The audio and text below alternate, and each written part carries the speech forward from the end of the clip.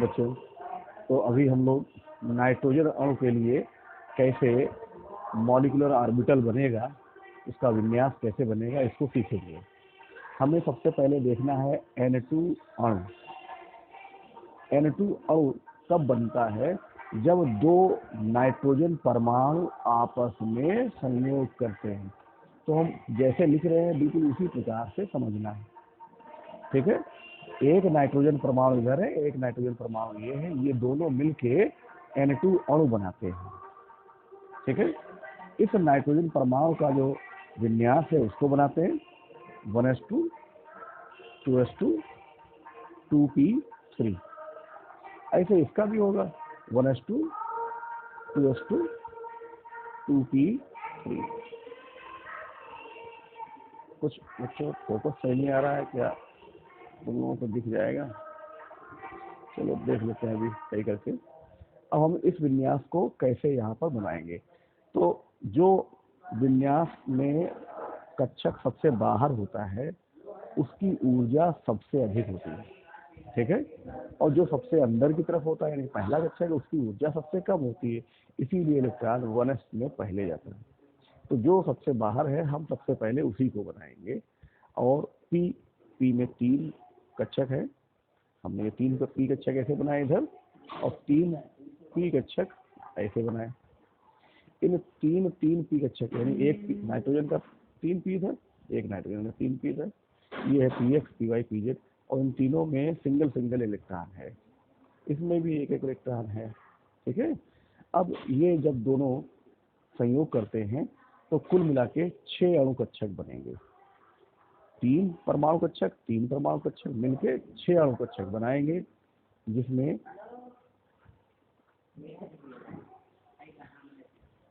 ये इस प्रकार से, जिसमें 3 अणु कक्षक बॉन्डिंग मॉलिक्यूलर ऑर्बिटल होते हैं और 3 अणु कक्षक एंटी बॉन्डिंग मॉलिक्यूलर ऑर्बिटल होते हैं, ठीक है। क्लियर हो गया?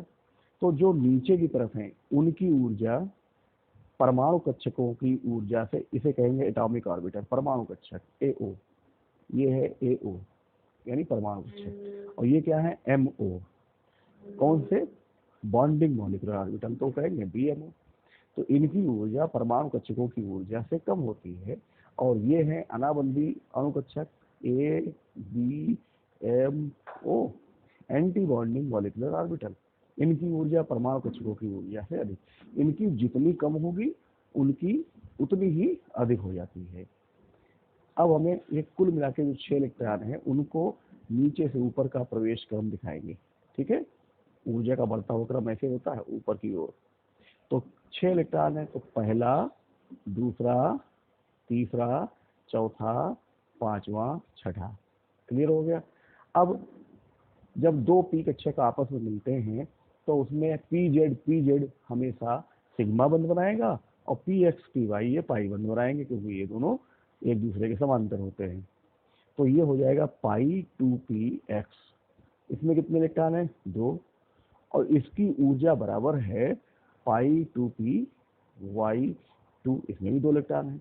और ये है सिग्मा 2pz, कितने इलेक्ट्रॉन? 2। तो जो पीजेड है वो सिग्मा बंध बनाएगा क्योंकि रेखीय अतिव्यापन करता है, और ये दोनों आपस में एक दूसरे के समांतर हो जाएंगे तो पाई बंध बनाएंगे। ठीक इसी प्रकार से जो एंटी बॉन्डिंग होगा उसे बोलेंगे पाई स्टार 2px बराबर पाई स्टार 2py, और ये हो जाएगा सिग्मा स्टार 2pz। इतना समझ गए? अब आते हैं 2s2। तो 2s2 के लिए क्या बनाएंगे? ये हमने बनाया एक परमाणु का s कक्षक, दूसरे परमाणु का s कक्षक, इसे बोलेंगे 2s2। 2 इलेक्ट्रॉन इसमें है, 2 इलेक्ट्रॉन इसमें है। अब ये जब आपस में मिलेंगे तो 2 अणु कक्षक बनेंगे, ये बन गए 2 परमाणु कक्षक मिलके 2 अणु कक्षक बनाएंगे। ये है AO, तो ये बनेगा MO, ठीक है।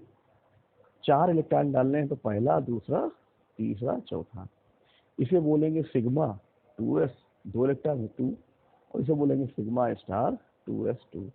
ठीक इसी प्रकार से 1s इसमें दो दो इलेक्ट्रॉन है तो 1s2 हो गया। तो ये भी दो अणुकक्षक बनाएंगे, इसमें भी दो इलेक्ट्रॉन है, इसमें भी दो इलेक्ट्रॉन है, तो 1 2 3 4, इसे कहेंगे सिग्मा 1s2 और इसे बोलेंगे सिग्मा स्टार 1s2। क्लियर हो गया। तो ये ऊर्जा का बढ़ता हुआ क्रम है, इस प्रकार से चल रहा है। तो हम जब विन्यास बनाएंगे तो विन्यास इसका यहाँ से चलेगा, पहला, फिर इसके बाद फिर ये, फिर ये, फिर ये, फिर ये, ऐसे। तो क्या है सबसे पहले विन्यास सिग्मा 1s2, इसके बाद इलेक्ट्रॉन कहाँ गया, सिग्मा स्टार 1s2, इसके बाद कहाँ गया इलेक्ट्रॉन, ये सिग्मा 2s2, फिर उसके बाद कहाँ गया सिग्मा स्टार 2s2, फिर उसके बाद कहाँ है पाई 2p x2 बराबर पाई 2p y2, फिर उसके बाद कहाँ है सिग्मा 2p z2। अब ऊपर कहीं इलेक्ट्रॉन है नहीं तो उसको लिखेंगे भी नहीं, बस इतना विन्यास बना लेंगे। ठीक है। अब जो स्टार वाले हैं उनको अगर हम ऐसे डिनोट कर लें तो हमें गिनती गिननी आ जाएगी, क्योंकि ये अनाबंधी अणुकक्षक के इलेक्ट्रॉन हैं, और जो बिना कवर किए हैं वो बंधी अणुकक्षक के इलेक्ट्रॉन है। 2 2 4 2 6 2 8 2 10, तो Nb बराबर हो गया 10 और Na बराबर हो गया 4। तो बॉन्ड ऑर्डर क्या बना, Nb माइनस Na 10 माइनस 4/2, 6/2 बराबर कितना आया 3। तो इसका मतलब क्या हुआ कि दो नाइट्रोजन परमाणु आपस में एक त्रिक बंध यानी ट्रिपल बॉन्ड से जुड़ते हैं। क्लियर हो गया। क्योंकि इसका मान धनात्मक है इसलिए ये अणु बहुत स्थायी है। क्योंकि इसके अणुकक्षक में कहीं भी अयुग्मित इलेक्ट्रॉन नहीं है इसलिए ये कैसा है, प्रतिचुंबकीय है। आप समझ गए।